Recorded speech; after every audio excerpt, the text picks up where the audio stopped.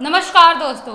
Bloody tax के आज के बहुत ही ज़्यादा खौफनाक से बिल्कुल भूतिया से एपिसोड में आप सभी लोगों का बहुत बहुत स्वागत है। जी हाँ दोस्तों, आज के इस वीडियो की मदद से आप सभी लोगों को मनोरंजन तो मिलने ही वाला है, उसके साथ साथ एक बहुत ही इंपॉर्टेंट मैसेज भी मिलने वाला है। एक ऐसा मैसेज जिसे अगर आप हमेशा ध्यान रखें तो आपकी ज़िंदगी बड़ी आसानी से स्मूथली चल सकती है, बिना पैरानॉर्मल दुनिया से लड़े, उनके दुनिया में घुसे बिना।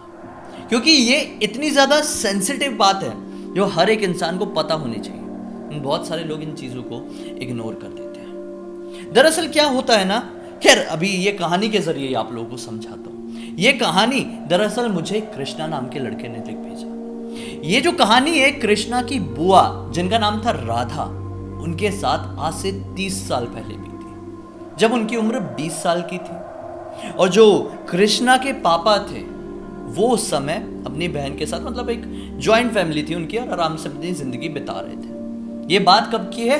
30 साल पहले की है। क्या होता है कि जो कृष्णा की बुआ थी वो ना नेगेटिव एनर्जीज के ऊपर बिल्कुल विश्वास नहीं करती थी। उन्हें ऐसा लगता कि सभी ये जो ऐसी बात करते हैं वो अजीबोगरीब झूठी बात करते हैं। ये कहाँ के रहने वाले हैं? महाराष्ट्र के एक शहर गोंदिया के। बहुत कम लोग इस शहर का नाम जानते होंगे, लेकिन हाँ, ये एक जगह है। उस समय आज से 30 साल पहले गोंदिया बिल्कुल भी डेवलप नहीं था और वो एकदम बिल्कुल नॉर्मल गांव की तरह था। आज से 30 साल पहले एक ऐसा टाइम आया था कि गोंदिया के एक पर्टिकुलर इलाके में, यहाँ तक कि बहुत सारे इलाकों में लोग बोल रहे थे कि एक मुनी चुड़ैल घूम रही है। अब मुनी चुड़ैल क्या है, इसके बारे में मैं काफ़ी पहले वीडियोज़ में बता चुका हूँ। यहाँ पे हम उस चीज़ को एक्सप्लेन नहीं करेंगे। अगर आप लोगों को देखना है तो आप मुनी चुड़ैल ब्लडी सत्य लिखिए, आप लोगों को मिल जाएगा। तो क्या है कि उनके शहर में, उनके गांव में ये बात फैली हुई थी कि मुनी चुड़ैल घूमती है। रात के वक्त किसी को भी घर से बाहर घूमने नहीं निकलना चाहिए। दरअसल एक शॉर्टकट में बता देता हूँ। मुनी चुड़ैल एक ऐसी चुड़ैल होती है जो खाने पीने की शौकीन होती है, और खासकर नॉनवेज। ये शॉर्टकट में उसका इंट्रोडक्शन है। तो क्या हुआ, पूरे शहर में ये बात फैली हुई थी और लोगों को पता था कि रात के वक्त अपने घर से बाहर नहीं निकलना है, और अगर बहुत ही ज्यादा जरूरत पड़ी तो निकल जाएंगे, लेकिन गलती से भी अपने साथ कोई भी खाने पीने की चीज नहीं रखना है। और बिल्कुल जब मती मारी गई होगी ना, तब कोई अपने साथ चिकन रखकर रात के 7 बजे के बाद घर से बाहर निकलेगा। क्या होता है कि कोई भी अपने घर से बाहर नहीं निकल रहा था। एक दिन ऐसा आता है कि इन लोगों के घर पे एक रिश्तेदार की शादी थी। मतलब वो इनकी फैमिली के साथ नहीं रहते थे, वो कहीं और रहते थे। गोंदिया से थोड़ी आगे एक गांव था वहां पर। अब शादी है भाई, तो जाना जरूरी है। प्लानिंग करते हैं कि जाएंगे जाएंगे, सब लोग प्लानिंग कर लेते हैं, चले जाते हैं। अब शादी से लौट रहे थे, चले तो गए, दिन में चले गए। अब रात में लौटने का वक्त आया। रात के बज रहे थे लगभग 11:30। इन्होंने सोचे कि यार यहाँ नहीं सो पाएंगे शादी में, हम घर लौट जाते हैं। अब ये लोग अपने बस से उतरे एक पर्टिकुलर जगह पे, और बस से उतरने के बाद लगभग 1 किलोमीटर पैदल चल के जाना पड़ता है इनको, इनका घर मिलता। कोई साइकिल रिक्शा वहां पर उस समय मौजूद नहीं था, क्योंकि काफ़ी ज़्यादा रात हो गई थी, और जैसा मैंने बताया कि इतना ज़्यादा डेवलप शहर पहले नहीं था। तो ये लोग बस से उतरे और अब पैदल जाने का सफ़र स्टार्ट कर दिया। हाँ, मोस्टली बहुत सारे गांव अभी भी हैं, जो छोटे छोटे गांव जहाँ पे रात के 8-9 बजे के बाद कोई भी साधन नहीं होता है कि कोई अपने गांव में जाए। अब इन सब चीज़ों में जगह थोड़ी सी गड़बड़ क्या थी, एक फॉल्ट क्या था। ये लोग शादी से लौट तो रहे थे, लेकिन खाली हाथ। इनके पास एक डब्बा था जिसमें इन लोगों ने खाना पैक कराए हुए थे। क्यों? क्योंकि जो बुआ की जो मम्मी थी, मतलब राधा की मम्मी, उनकी थोड़ी तबीयत खराब लग रही थी शादी में, तो खाना नहीं खा पाई थी। अब शादी में सभी लोग गए हुए थे भाई, तो घर पे खाना तो बनने नहीं वाला था, और किसी ने बनाया भी नहीं था। और रात में इतनी वक्त लौट रहे थे, और घर पे एक सदस्य की तबीयत खराब है, तो खाना बनाना तो पॉसिबल नहीं था। और पहले ऐसा ज़माना भी नहीं था कि ऑर्डर करो, स्विगी करो और खाना घर पे आ जाएगा, ऐसा नहीं था।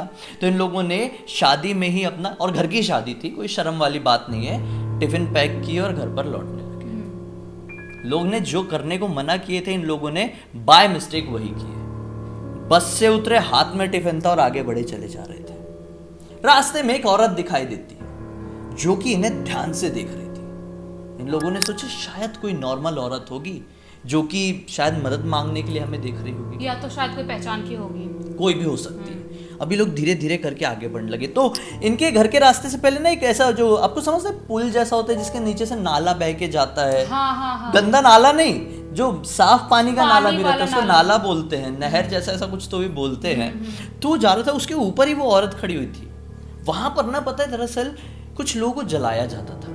अच्छा, मतलब थोड़ा सा मुर्दा जैसा हाँ, भी था, शमशान घाट घाट जैसा। जैसा। अभी भी बहुत सारे गांव में होता है कि जो ऐसे नहर नाले टाइप के होते हैं ना, उनके बाजू में जो गरीब फैमिली के लोग होते हैं, हाँ। वो लोग ना यहाँ पे लाशों को लाते हैं और जला देते हैं। या तो बहुत लोग अपने बगीचे में भी जलाते हैं, क्योंकि उनके पास शमशान घाट अपना नहीं रहता है, स्पेस नहीं, तो अपने बगीचे या कहीं पर भी साइड वाइड में रोड के किनारे जला देते हैं। तो क्या होता है कि भाई यहाँ पर ही वो खड़ी हुई थी, तो मन में एक थोड़ा सा सबके मन में ये भी था कि यहीं पे क्यों खड़ी है, इसको डर नहीं लग रहा है क्या। धीरे धीरे धीरे धीरे करके बढ़ते हैं, आगे जल रही थी एक हल्की सी टिमटिमाती हुई स्ट्रीट लाइट। उस समय स्ट्रीट लाइट इतनी ज्यादा स्ट्रांग नहीं होती थी, बड़ी नॉर्मल सी हुआ करती थी। तो टिमटिमाती हुई स्ट्रीट लाइट जल रही थी। जैसे उसके नजदीक तक पहुंचे, क्या पाए पता है, उसके चेहरे के ऊपर ध्यान से सबकी नजर गई। उसकी ना जो लार है ना पूरी टपक रही थी।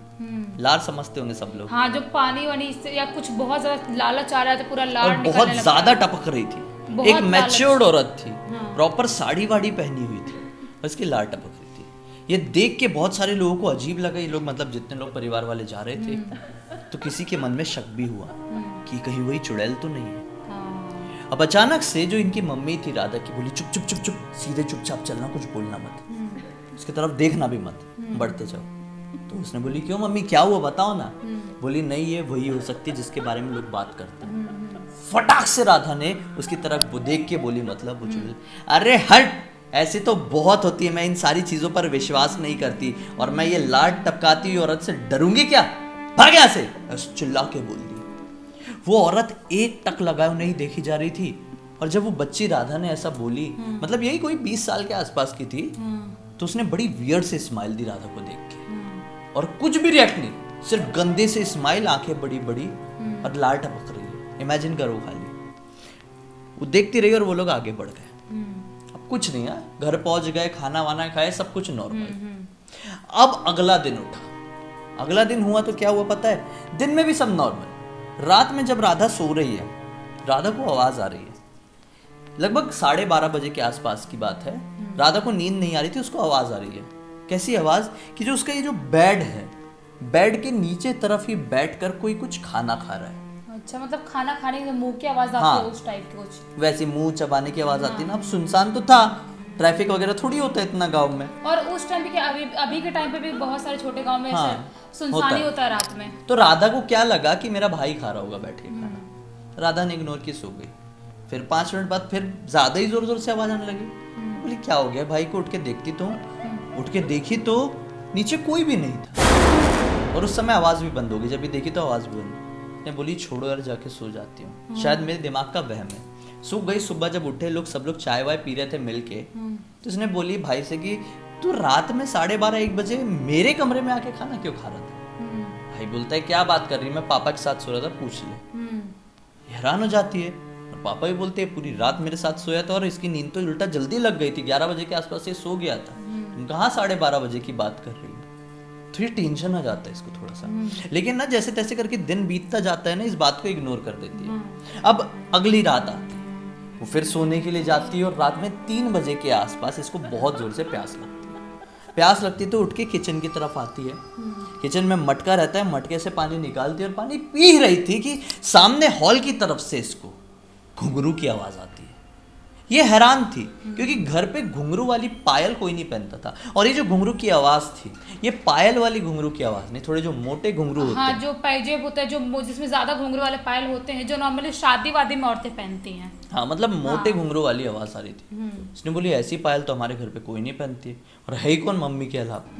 मैं तो पहनती नहीं, और मम्मी ने भी कभी नहीं पहनी, मम्मी सो रही है, ये कौन आ गया। थोड़ी घबराई, अब धीरे धीरे धीरे करके आगे बढ़ी। अब लाइट्स ऑफ थी सारी। यहाँ पे ना रखा हुआ था एक लालटेन। पहले के टाइम पे लालटेन वगैरह चलता था, तो लालटेन को इसने थोड़ा सा लाइट की फटाक से, अभी तक वो आवाज आ रही थी जैसे कोई वहां पर घूम रहा है। हाँ। लालटेन उठा के आगे की तरफ बढ़ गई।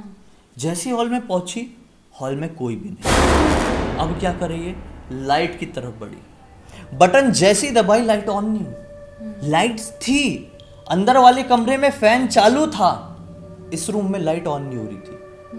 ये फिर से चेक की, मतलब ये मेरी नींद का वहम तो नहीं है, कुछ गड़बड़ तो नहीं है। लाइट को लालटेन की मदद से चेक की, लाइट की बटन चालू थी लेकिन लाइट चालू नहीं हो रही थी। अचानक से पीछे से झनझन झनझन करके भागने की आवाज आई और वो आवाज खिड़की की तरफ चली गई। ये फटाक से खिड़की की तरफ पलटी। उसने क्या पाई कि जो बाहर से हल्का हल्का मून लाइट आ रहा है, उसकी मदद से ये समझ में आ रहा है कि खिड़की के बाहर की तरफ एक औरत खड़ी हुई है। शायद एक औरत की आकृति थी। ये घबरा गई, लालटेन लेके खिड़की की तरफ हल्की सी आगे बढ़ी। रूम थोड़ा बड़ा था। उसने ये पाई जैसे ये जो खिड़की का ये जो ऐसा वाला एरिया निकला हुआ रहता है ना, जैसे ये मैं औरत हूँ, मैं खड़ा हूँ और यहाँ पे ये खिड़की है, ये पूरी खिड़की है और ये ऐसा कुछ निकला हुआ है। हाँ, मिट बनाए रहते हैं हाँ। उसका ईंट का। तो वो लालटेन के लाइट की मदद से क्या समझ में आ रहा है कि जो औरत के मुंह से लार टपकती हुई वहां पर गिर रही है। औरत की शक्ल दिखाई नहीं दे रही क्योंकि इसने घूंघट डाली हुई थी। ये घबरा गई और अपने माइंड को अच्छे से याद करने के लिए फोकस किया। ये साड़ी हूबहू उसी औरत की साड़ी से मिल रही थी जो उसे वो नहर के ऊपर दिखाई दी थी और जिसके लार टपक रही थी। अब ये जरूरत से ज्यादा घबरा गई। फटाक से इसके हाथ से लालटेन छूटा। अब हैरान होने वाली बात, सबसे बड़ी बात अभी बताता हूँ। लालटेन गिरा है, इतनी जोर से, आवाज कितनी जोर से कि कांच का होता था, बड़ा होता था। टूटेगा तो आवाज तो जोर से ही आएगी और रात के टाइम में तो और जोर से आवाज गूंजती है। किसी की नींद नहीं खुली रूम पे, किसी की नींद नहीं, सब सो रहे हैं। ये घबरा गई, इसने चीखी भी हल्का सा, अभी तक किसी की नींद नहीं खुली। घर इतना भी बड़ा नहीं था कि किसी की नींद नहीं खुले, इतनी आवाज। अरे पुराने जमाने में गांव में धीरे से कोई खांसे तो भी आवाज गूंज जाती थी। लालटेन गिर रहा, चिल्ला रहे तो भी आवाज नहीं जा रही, मतलब बड़ी बात है ये। अब जो सामने खड़ी हुई औरत थी उसने हंसना शुरू कर दिया। अजीब तरीके से हंस रही है और ऐसा बिहेव कर रही है कि खिड़की तोड़ के अंदर आने वाली। इसको बहुत अच्छे से हनुमान चालीसा रीड करते आती थी।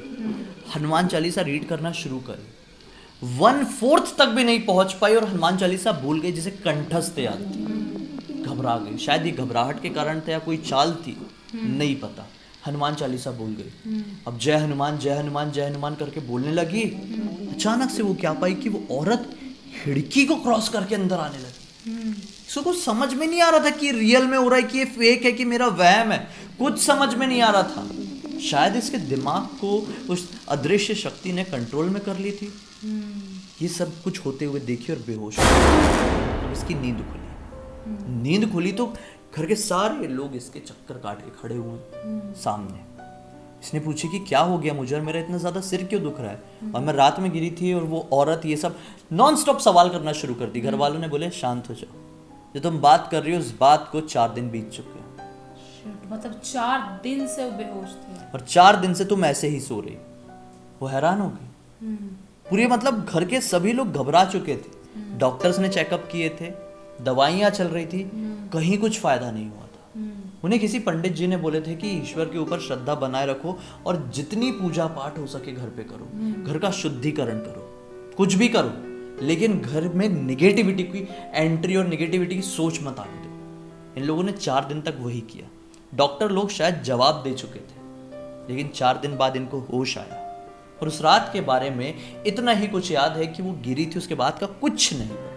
क्या हुआ था क्या नहीं, और इनके परिवार वालों को भी कुछ नहीं पता, क्योंकि जब ये वहां पे पहुंचे थे बस ये बेहोश पड़ी हुई थी, उठा के अंदर ले गए बस। उसके बाद से इन्होंने कभी भी एक चीज ठान ली और इनके परिवार वाले भी समझ गए, किसी भी चीज को टोकना नहीं और उनका मजाक तो बिल्कुल भी मत उड़ाओ। आप विश्वास करो ना करो, हंसो मत इन चीजों पर। क्योंकि कई बार ऐसी चीज दिल पे ले लेती। इनके पास भले दिल नहीं होता, लेकिन इनकी जो एक सोच होती है ना, वो बहुत डिफरेंट होती है। ऐसी चीज अगर बुरा मान गई तो आपके साथ कितना बुरा हो सकता है आप कभी सोच भी नहीं सकते। क्योंकि उनके पास आपकी तरह दिमाग नहीं है और मोह नहीं है कि अरे बेचारे को छोड़ दो, ऐसा नहीं है। आप पीछे एक बार पड़ गई मतलब आप गए, समझ लो। तो समझ जाओ भाई, इंपॉर्टेंट मैसेज भी मिला है और अच्छी जानकारी के साथ साथ मनोरंजन भी मिला है, तो वीडियो को लाइक जरूर कर देना। चैनल को सब्सक्राइब करके बेल आइकन दबा के ऑल के ऑप्शन में क्लिक करना, क्योंकि इसी तरह के हैरान कर देने वाले खौफनाक वीडियोस डेली आप लोगों के सामने लेके आते रहते हैं। इंस्टा के लिंक इस वीडियो के डिस्क्रिप्शन बॉक्स मिल जाए, क्लिक करके डायरेक्टली वहां पर पहुंच जाना और अपनी जिंदगी से जुड़ी कोई भी कहानी जो आप पूरी दुनिया को इसी तरह से सुनाना चाहते तो लिख भेजिए। हो सकता है हमारा अगला वीडियो आप लोगों की कहानी साथी बन रहा हो। चलिए कल फिर से मिलते हैं, तब तक के लिए बहुत बहुत धन्यवाद। आपका दिन शुभ हो।